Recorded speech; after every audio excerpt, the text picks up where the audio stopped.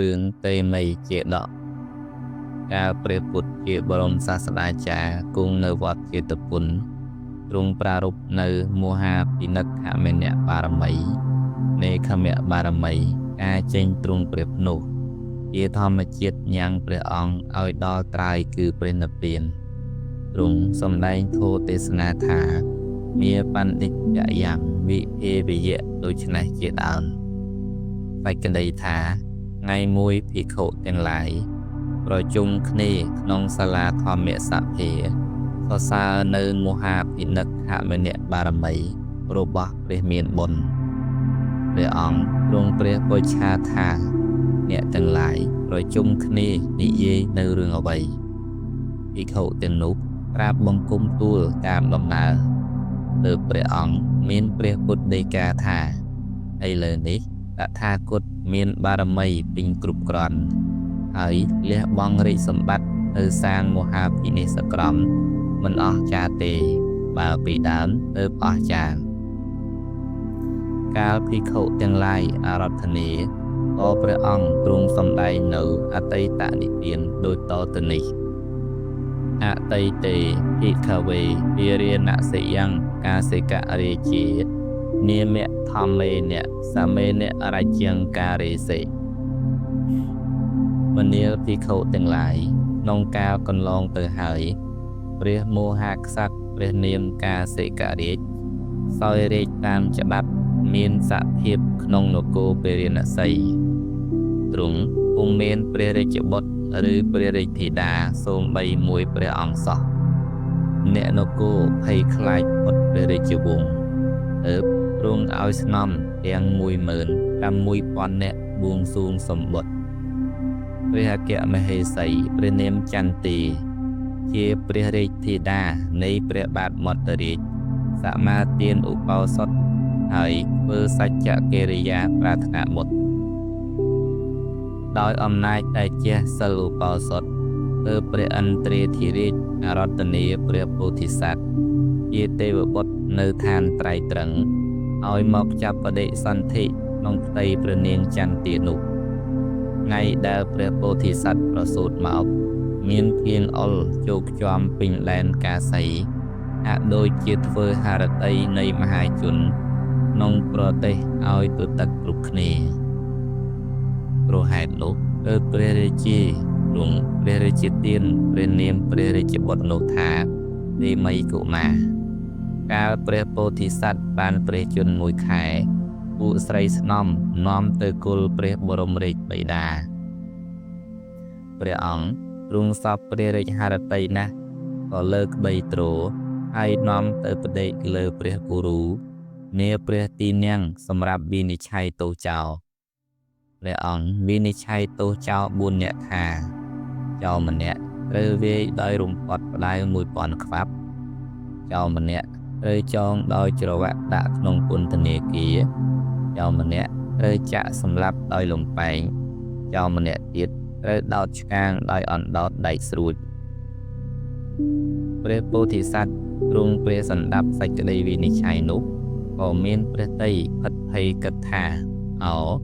ព្រះរាជបិតាទ្រង់ធ្វើអំពើសម្រាប់ទៅឋាននរកហើយតើព្រះបិតាជ្រាបជាព្រះរាជបុត្រភ័យថ្ងៃក្រោយមកទ្រង់ឲ្យយកទៅបដិនាមហាមន្ទីរក្រោមស្វេតឆ័ត្រដោយការរក្សាដ៏ម៉ឺងម៉ាត់ព្រះពោធិសត្វទតឃើញស្វេតឆ័ត្រក៏ភ័យទៀតទើបទ្រង់ព្រះចិន្តាថាអាត្មាអញមកពីណាមកនៅក្រោមស្វេតឆ័ត្រនេះទើបទ្រង់ជ្រាបដោយជាទេសរញ្ញាណថាមកពីឋានតាវតឹងមកនៅទីនេះមកពីនរកទៅកាន់ឋានតាវតឹងពីដើមទៅពីកន្លែងនេះទៅនរកព្រោះធ្លាប់ជាស្ដេចសោយរាជបានជាទៅរងទុក្ខក្នុងឧសតិនរកអស់80000 ឆ្នាំទ្រង់ជ្រាបដូច្នេះក៏រឹតតែភ័យព្រួយព្រះរាជហឫទ័យខ្លាំងឡើងខ្លាចក្រែងជៀសវាងនៅការសោយរាជពុំបានទើបទេវតារក្សាស្វេតឆ័ត្រដែលធ្លាប់ជាមេដាព្រះអង្គក្នុងជាតិមុនស្វែងយោបល់បញ្ចេញកិច្ចកដល់ព្រះអង្គថាមាបណ្ឌិតយ៉ាងវិភាវយៈ អ្នកកុំប្រកាន់នៅភាពជាអ្នកចេះដឹងគឺថាមិនខ្វិនត្រូវធ្វើជាខ្វិនមិនថ្លង់ត្រូវធ្វើជាថ្លង់មិនគោត្រូវធ្វើជាគោជនទាំងពួងស្គាល់អ្នកថាជាមនុស្សល្ងងក៏ដោយចោះមើលងាយអ្នកយ៉ាងណាក៏ដោយចោះសេចក្តីចម្រើននឹងមានដល់អ្នកដោយវិធីយ៉ាងនេះព្រះពោធិសត្វទ្រង់មានព្រះអាសាសៈធូរស្រួលព្រោះពាក្យនៃទេវតានោះទទួលថាខ្ញុំនឹងធ្វើតាមពាក្យរបស់អ្នកឈ្មោះថាធ្វើនៅសេចក្តីចម្រើននិងប្រយោជន៍ដល់ខ្ញុំព្រះរាជាទ្រង់ឲ្យនាំកុមារទាំងឡាយ500នាក់ជាបុត្រនៃមន្ត្រីដែលប្រសូតថ្ងៃជាមួយនឹងព្រះពោធិសត្វយកមកឲ្យនៅជាបរិវារដើម្បីបន្តបង់នៅសេចក្តីអបសុខនៃព្រះរាជបុត្រកុមារទាំងនោះខ្លះយំខ្លះស្រែកខ្លះទាទឹកដោះឯព្រះមហាបុរសដែលមេដោះដាក់នៅត្រង់ណានៅត្រង់នោះឥតកំរើកឥតយំទាព្រះក្សីសោះព្រះរាជាទ្រង់ជ្រាបដូច្នោះក៏ទ្រង់ឲ្យប្រជុំព្រាហ្មណ៍ព្រឹទ្ធបណ្ឌិតអ្នកប្រាជ្ញមកពិគ្រោះជនទាំងនោះយល់ថាដៃជើងមនុស្សខ្វិនមិនមែនយ៉ាងនេះទេចង្ការមនុស្សគោមិនមែនយ៉ាងនេះទេសោតប្រសាទក្នុងត្រចៀកនៃមនុស្សថ្លង់មិនមែនយ៉ាងនេះទេប្រាកដជាមានហេតុទើបបានជាយ៉ាងនេះព្រះពោធិសត្វមិនទ្រង់ព្រះកន្សែងមិនទាព្រះក្សីមិនកម្រើកអស់វេលា1ឆ្នាំទោះបីគេរកឧបាយកលពិសោធន៍ដោយទឹកដោះក៏ដោយក៏នៅតែដដែលតមកព្រះរាជបិតាឲ្យពិសោធន៍ដោយហេតុ16ប្រការគឺ1ការពិសោធន៍ដោយនំចំណីក្នុងកាលដែលពោធិសត្វមានព្រះជន្ម1ឆ្នាំកន្លងហើយគឺទ្រង់ឲ្យយកនំចំណីគ្រប់ប្រភេទមកដាក់ជុំវិញព្រះរាជកុមារបណ្ដាលវងទារកទាំង500នាក់ 2ការពិសោធន៍ដោយផល្លានុផលក្នុងកាលដែលពោធិសត្វមានព្រះជន្ម2ឆ្នាំកន្លងហើយគឺទ្រង់ឲ្យយកផ្លែឈើមានប្រការផ្សេងមកតម្កល់ទុកក្នុងទីចិត្តហើយបញ្ចុកផង3ការពិសោធន៍ដោយគ្រឿងកីឡាក្នុងឆ្នាំទី3កន្លងហើយគឺទ្រង់ឲ្យយកវត្ថុជាល្បែងកូនក្មេងគ្រប់ប្រការមានរូបដំរីជាដើមមកដាក់ក្នុងទីចិត្តព្រមទាំងនាំក្រសាផង4ការពិសោធន៍ដោយភោជនក្នុងឆ្នាំទី4កន្លងហើយគឺទ្រង់ឲ្យយកភោជនាហារគ្រប់ប្រការមកដាក់ក្នុងភាជន៍ចិត្តព្រះអង្គព្រមទាំងបញ្ចុកផងកុមារឯទៀតដណ្ដើមគ្នានៅវត្ថុទាំងនោះឯព្រះរាជកុមារឥតកម្រើកសោះ5ការពិសោធន៍ដោយភ្លើងក្នុងឆ្នាំទី5កន្លងហើយគឺទ្រង់ឲ្យធ្វើផ្ទះធំមានទ្វារច្រើនបាំងដោយស្លឹកត្នោតជុំវិញ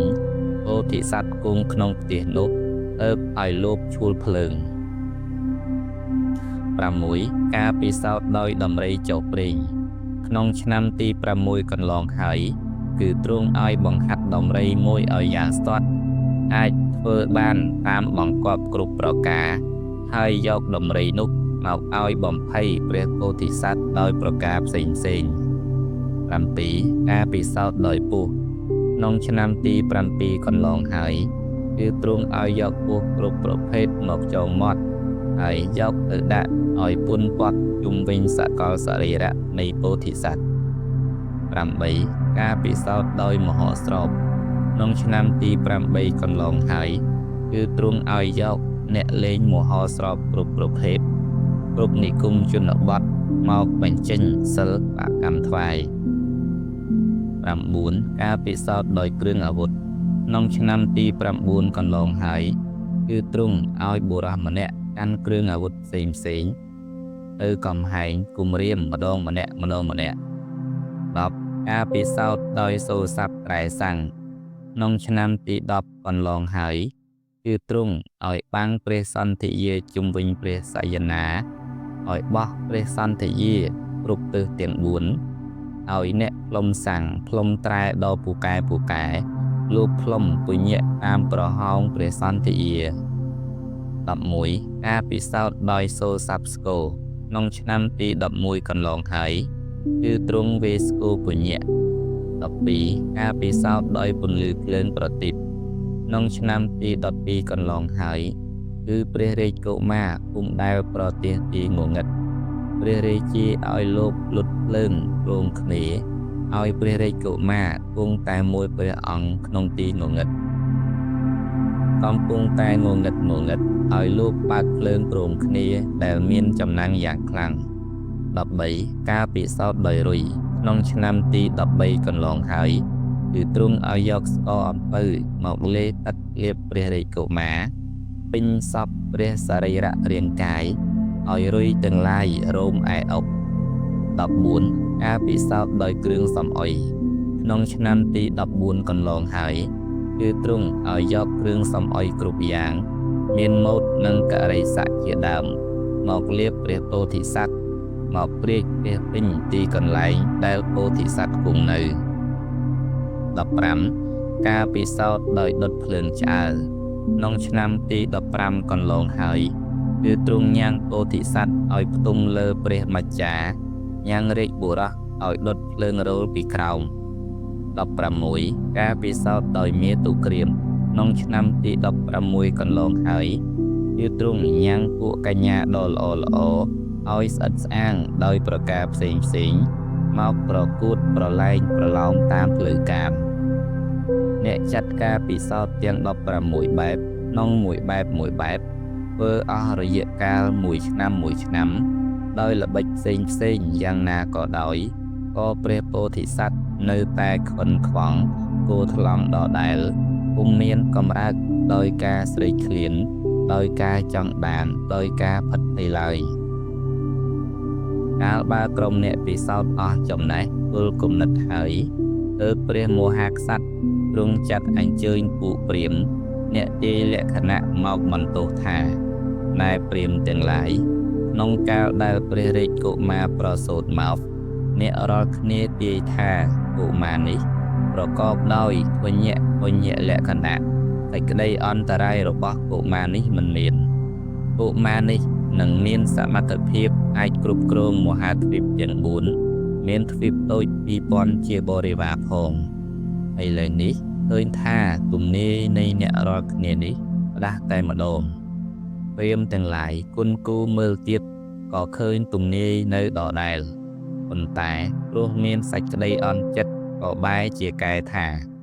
សូមទ្រង់ព្រះមេត្តាប្រោះគ្មានអ្វីដែលទូលព្រះបង្គំគ្រប់គ្នាពុំឃើញនោះទេប៉ុន្តែកុមារនេះគឺព្រះរាជត្រកូលទាំងឡាយបួងសួងសុំបានមកបើខ្ញុំព្រះអង្គទាំងឡាយក្រាបទូលថាកុមារកាលកណីដូច្នេះសំជាព្រះអង្គនឹងមានព្រះរាជហឫទ័យទោមនស្សហេតុដូច្នោះបានជាពុំក្រាបបង្គំទូលតាមត្រង់ព្រះរាជាទ្រង់ព្រះបច្ឆាថាឥឡូវនេះគួរយើងធ្វើដូចម្ដេចក្រាបបង្គំទូលថាកាលបើព្រះរាជកុមារគង់នៅក្នុងព្រះរាជដំណាក់នេះនឹងមានសេចក្តីអន្តរាយដល់ព្រះជន្មាយុព្រះអង្គឬដល់ស្វេតឆ័ត្រឬដល់ព្រះអគ្គមហេសីដូច្នេះសូមព្រះអង្គកុំបងឯបងអង្គឡើយសូមទ្រង់ញ៉ាំងនីសារថីឲ្យទឹមរត់អពមង្គលដោយសេះអពមង្គលដេកព្រះរាជកុមារលើរត់នោះឲ្យនាំចេញតាមទ្វារខាងលិចទៅជីកដីកប់សម្លាប់ចោលឯព្រៃខ្មោចទៅព្រះរាជាទ្រង់អនុម័តតាមសម្ដីព្រាហ្មណ៍ព្រះនាងចន្ទាទេវីស្ទុះមកប្រញាប់ប្រញាល់តែមួយព្រះអង្គឯងទ្រង់ព្រះកន្សែងអង្វរកព្រះរាជាថាទោះបីម្ដេចម្ដាក៏សូមព្រះអង្គទ្រង់ព្រះរាជានុញ្ញាតឲ្យបុត្រខ្ញុំម្ចាស់បានសោយរាជពុំខានព្រះរាជាពុំព្រមព្រះនាងសុំត្រឹម7ឆ្នាំលក្ខ7ខែលក្ខ8ថ្ងៃក៏ព្រះរាជាពុំព្រមព្រះនាងសុំត្រឹម7ថ្ងៃទើបព្រះមហាក្សត្រទ្រង់ព្រះរាជានុញ្ញាតហើយចាត់ការធ្វើរាជាភិសេកថ្វាយរាជសម្បត្តិចំពោះព្រះទេមីរាជកុមារព្រះនាងចន្ទាជាព្រះរាជមេតា តែងអង្វរកសពតិវារាត្រីថាហើយទេមីកុមារកូនម្ដាយថ្មិចផ្នែកពុំលក់សោះអស់16ឆ្នាំហើយ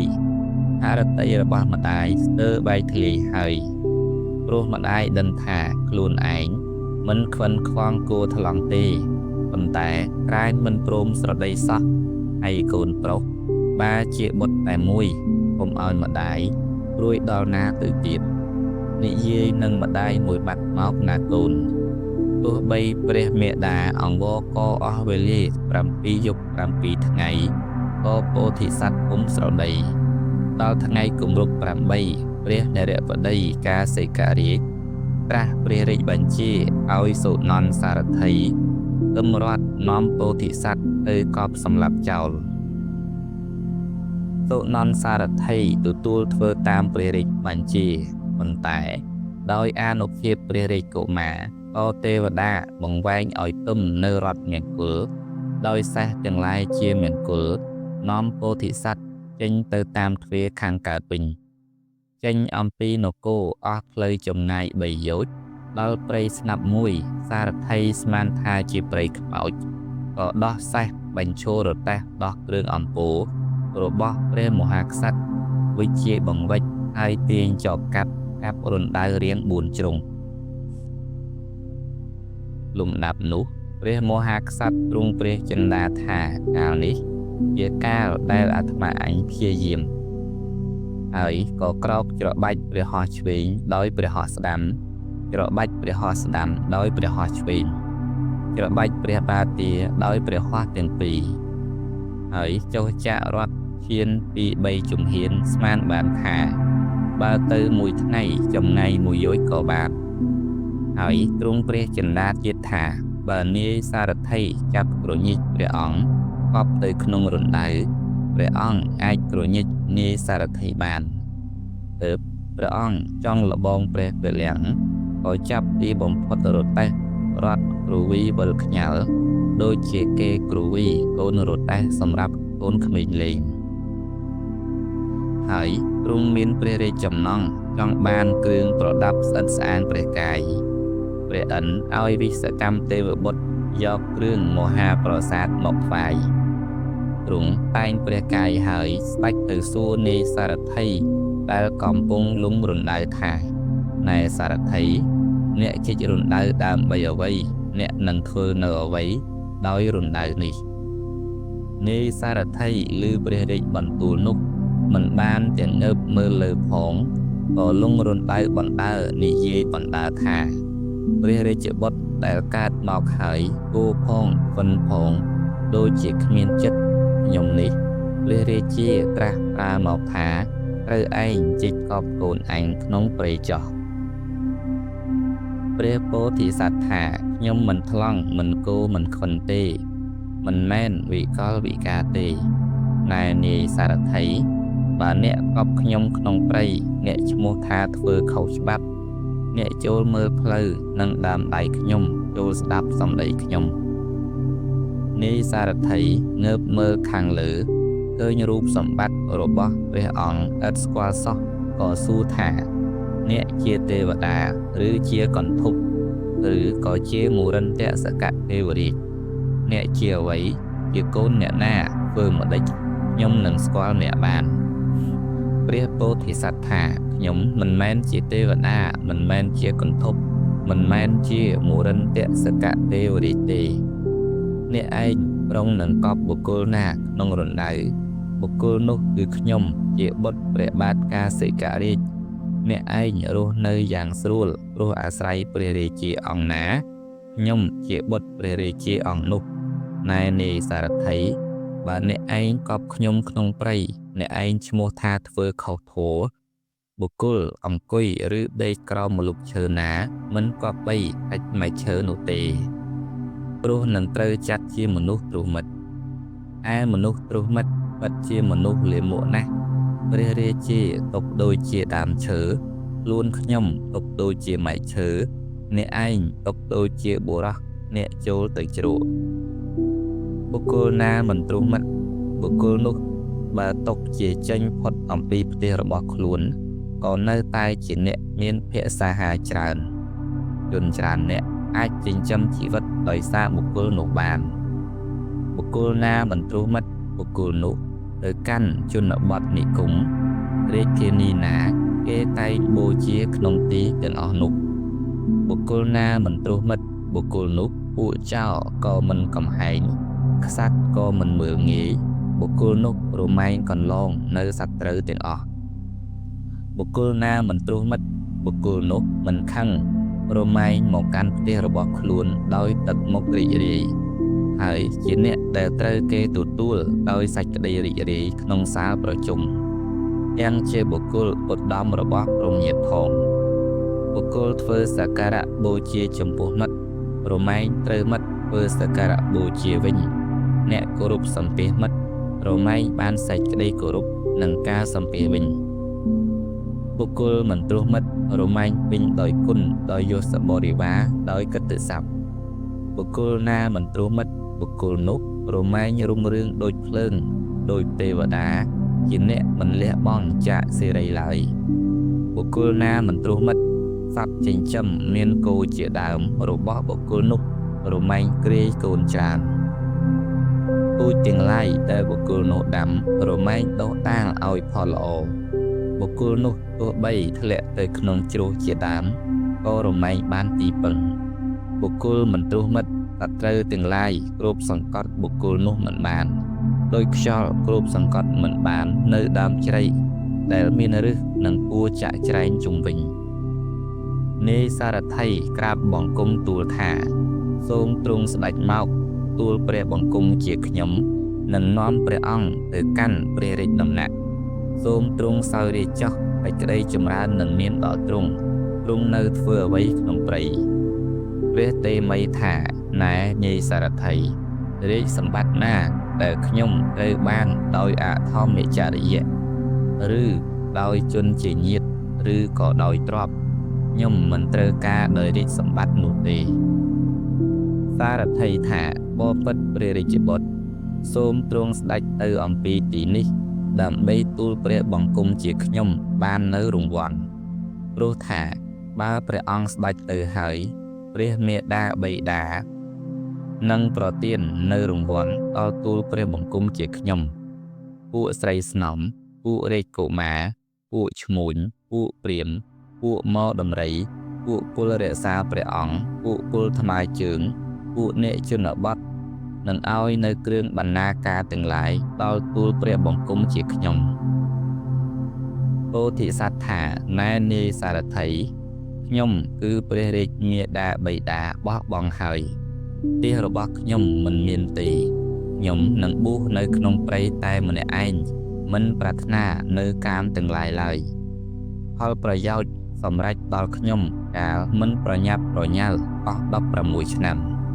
ខ្ញុំជាអ្នកមានព្រហ្មចរិយធម៌ចាស់ក្លាហើយ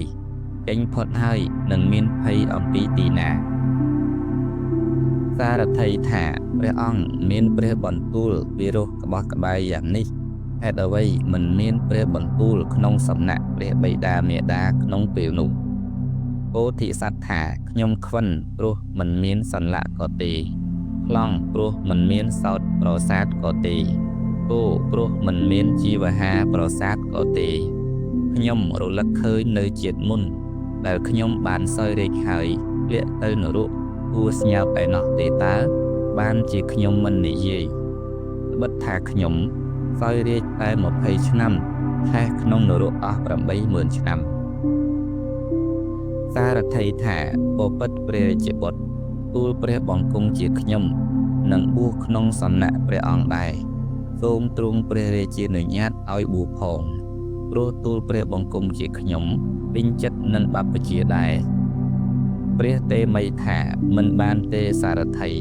អ្នកឯងចូលប្រគល់រត់ធ្វើខ្លួនឲ្យអស់បំណុលសិនសឹមមកចោះព្រោះបព្វជិរមែងសម្រេចដល់បុគ្គលមិនមានបំណុលជាកម្មដែលពួកឥសីសរសើរហើយសារថីថាសូមសេចក្តីចម្រើនមានចំពោះព្រះអង្គទូលព្រះបង្គំជាខ្ញុំនឹងធ្វើតាមព្រះបន្ទូលព្រះអង្គសូមព្រះអង្គគង់ក្នុងទីនេះគំរាមទូលព្រះបង្គំជាខ្ញុំនាំព្រះរាជាមកដល់ ព្រះបិតារបស់ព្រះអង្គទ្រង់ទតឃើញហើយសមជានឹងមានព្រះរាជហឫទ័យរីករាយព្រះពោធិសត្វថាខ្ញុំនឹងធ្វើតាមពាក្យរបស់អ្នកឯងខ្ញុំមានបំណងនឹងចង់ជួបព្រះបិតារបស់ខ្ញុំដែលទ្រង់ស្ដេចមកក្នុងទីនេះអ្នកឯងទៅចុះទៅក្រាបបង្គំទូលនៅការថ្វាយបង្គំនិងសេចក្តីសុខរបស់ខ្ញុំចំពោះព្រះមេដាបិតានិងញាតិការទាំងឡាយផងទ្រង់មានព្រះបន្ទូលតែប៉ុណ្ណេះក៏ទ្រង់ព្រះភ្នោះជាឥសីភ្លាមនាយសារថីថ្វាយបង្គំលាមនីបរតទៅព្រះរាជវាំងវិញសម្ដេចព្រះវររាជមេដាទតឃើញរថទទេក៏មានព្រះនេត្រពោពេញដោយអសុធិរាទ្រង់ព្រះកន្សែងថានាយសារថីសម្រាប់កូនអញហើយមកវិញទទេទើបទ្រង់ព្រះបច្ឆាចំពោះនាយសារថីថាកូនខ្ញុំគោថ្លង់ខ្វិនខ្វងមែនឬកាលអ្នកឯងកប់ក្នុងដីកូនខ្ញុំពិលៀបដែរឬទេសារថីទូលថាបបិទ្ធព្រះនាងម្ចាស់ព្រះរាជបុត្រនោះមិនមែនគោថ្លង់ខ្វិនខ្វងទេមានព្រះកាយពលរឹងប៉ឹងរហ័សរហួនណាស់ទាំងព្រះបន្ទូលក៏ច្បាស់ក្បោះក្បាយប៉ុន្តែទ្រង់ខ្លាចរាជសម្បត្តិទេតើទើបបានជាធ្វើកិរិយាពុទ្ធបុត្រច្រើនយ៉ាងនេះបើព្រះនាងសពព្រះរាជហឫទ័យក្នុងការឃើញព្រះរាជបុត្រទូលព្រះបង្គំនឹងនាំទៅឲ្យដល់ទីនោះព្រះបាទកាសិការីទ្រង់ជ្រាបហើយទ្រង់ញ៉ាំងក្រុមគ្រប់តំណែងឲ្យចាត់ចែងរៀបចំដំណើរទៅកាន់សំណាក់ព្រះរាជបុត្រទ្រង់មាននាយសារថីជាមគ្គុទ្ទេសក៍បានស្ដេចទៅដល់កន្លែងដែលព្រះទេមីកុមារគង់នៅព្រះទេមីទ្រង់ទតឃើញព្រះបិតាកំពុងស្ដេចមកទ្រង់ក្រោកទទួលព្រះរាជដំណើរដោយបដិសន្ធារៈដ៏រួសរាយហើយសម្ដេចព្រះវររាជបិតាឲ្យគង់លើកម្រាលស្លឹកឈើឲ្យសោយព្រះឧណហោតុដែលស្ងោស្លឹកឈើមិនមានរសប្រៃថាសូមព្រះអង្គសោយចោះព្រោះព្រះអង្គជាភ្ញៀវរបស់អាត្មាភាពដែលទៅមកដល់ថ្មីព្រះរាជាថាខ្ញុំមិនបរិភោគស្លឹកនេះទេខ្ញុំបរិភោគតែបាយស្រូវសាលីលាយដោយសាច់ដ៏ស្អាតសេចក្តីអស្ចារ្យកើតដល់ខ្ញុំព្រោះឃើញលោកនៅស្ងាត់តែម្នាក់ឯងបរិភោគភោជនបែបនេះសោះម្ដេចក៏មានសម្បុរស្រស់ដល់ម្លេះព្រះទេមីថាបបិទ្ធព្រះរាជាអាត្មាភាពអ្នកឯងសឹងលើកម្រាលស្លឹកមិនមានសោកនឹងអារម្មណ៍ដែលកន្លងហើយមិនប្រាថ្នានៅអារម្មណ៍ដែលមិនទាន់មកដល់បានជាសម្បុរអាត្មាភាពស្រះថ្លាពួកជនពាលតែងរិញស្ងួតដូចដើមបបោស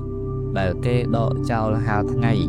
ព្រោះប្រាថ្នានៅអារម្មណ៍ដែលមិនទាន់មកដល់ព្រោះសោកនៅអារម្មណ៍ដែលកន្លងទៅហើយព្រះរាជាថាណែកូនចូលនឹងឲ្យដល់បានៅពលដំរីពលរត់ពលសេះពលថ្មើរជើងពួកអ្នកកាន់គ្រឿងក្រោះស្រីស្នំនិងនិវេសនដ្ឋានទាំងឡាយជាទីត្រេកអរចូលបាញ៉ាំងកូនទាំងឡាយឲ្យកើតក្នុងស្រីជានុបហើយសឹមបួសវិញចុះបាឯងជាក្មេងកំឡោះមានសក់ខ្មៅស្រិលចូលសោយរេចុះបាច់ក្តីចម្រើននឹងមានដល់បានៅក្នុងព្រៃធ្វើអ្វីព្រះទេមីថាមនុស្សកំឡោះគួរប្រព្រឹត្តព្រហ្មចរិយធម៌ព្រោះថាបព្វជិរបស់មនុស្សកំឡោះពួកឥសីសរសើរហើយអាត្មាភាពនឹងប្រព្រឹត្តព្រហ្មចរិយធម៌ពុំត្រូវការដោយរាជសម្បត្តិទេបបិទ្ធព្រះមេដាបិតាអាត្មាភាពឃើញគេនៅក្មេងៗទើបនឹងចេះនិយាយក៏ស្លាប់ដែរឃើញកុមារីមានសម្បុរដូចមេឃក៏ស្លាប់ដែរតើនរណាទុកចិត្តក្នុងជីវិតនេះថាអាត្មាអញនៅក្មេងមិនទាន់ស្លាប់ទេដូច្នោះបានជាអាយុនៃកុមារក៏គង់តែថយតិចទៅព្រោះការកន្លងទៅនៃយប់និងថ្ងៃកាលបើយប់និងថ្ងៃមិនកន្លងទៅទទេសត្វលោកក៏ឈ្មោះថាត្រូវសត្រូវបៀតបៀនជានិច្ចផងត្រូវសត្រូវរួមរិទ្ធជានិច្ចផងបើយ៉ាងនេះតើព្រះអង្គរៀបអភិសេកអាត្មាភាពក្នុងរាជដូចម្ដេច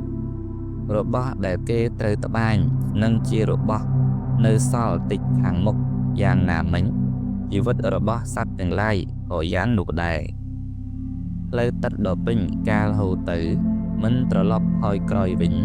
យ៉ាងណាមិញអាយុរបស់មនុស្សទាំងឡាយកាលកន្លងទៅមិនត្រឡប់វិញយ៉ាងនោះដែរផ្លូវទឹកដ៏ពេញនាំយកនៅឈើទាំងឡាយក្បែរច្រាំងយ៉ាងណាមិញជរានិងមរណៈនាំសត្វទាំងអស់ទៅក៏យ៉ាងនោះដែរប្រយោជន៍អ្វីដោយទ្រព្យបើទ្រព្យតែងអស់ទៅប្រយោជន៍អ្វីដោយភរិយាបើភរិយាគង់តែនឹងស្លាប់ប្រយោជន៍អ្វីដោយវ័យបើវ័យត្រូវជរាគ្របសង្កត់ជាពុំខានផ្លែឈើទាំងឡាយតែងមានភ័យអំពីការជ្រុះជានិច្ចយ៉ាងនោះដែរជនច្រើនគ្នាពួកខ្លះតែគេឃើញនៅពេលព្រឹកតែគេមិនឃើញក្នុងពេលល្ងាចពួកខ្លះដែលគេឃើញក្នុងពេលល្ងាចតែគេមិនឃើញក្នុងវេលាព្រឹកកិច្ចក្តីព្យាយាមក្នុងកុសលគេគួរធ្វើក្នុងថ្ងៃនេះឯងបុគ្គលណាអាចដឹងថាសេចក្តីស្លាប់នឹងមានក្នុងថ្ងៃស្អែកបើការបណ្ដោះបណ្ដៃអំពីសេចក្តីស្លាប់ដែលមានសេនាច្រើននោះមិនមានដល់យើងសោះពួកចោរទាំងឡាយតែងប្រាថ្នាទ្រព្យបបិទ្ធព្រះរាជាអាត្មាភាពផុតស្រឡះហើយអំពីចំណង់គឺការប្រាថ្នាទ្រព្យបបិទ្ធព្រះរាជាសូមព្រះអង្គមកសូមព្រះអង្គត្រឡប់ព្រះរាជហឫទ័យអាត្មាភាពមិនត្រូវការដោយរាជសម្បត្តិទេសម័យនោះព្រះបាទកាសិករាជនិងព្រះនាងចន្ទទេវីព្រមទាំងស្រីស្នំ 16,000 នាក់ហើយនឹងពួករាជបរិពារមានអាមាត្យជាដើមក៏សពព្រះរាជហឫទ័យនិងទ្រង់ព្រះភ្នោះដែរទើបទ្រង់ឲ្យចំហទ្វេឃ្លាំងទាំងអស់ថាជនណាប្រាថ្នាអ្វីចូលយកចោះហើយទ្រង់ទៅព្រះភ្នោះជាមួយព្រះរាជបុត្រ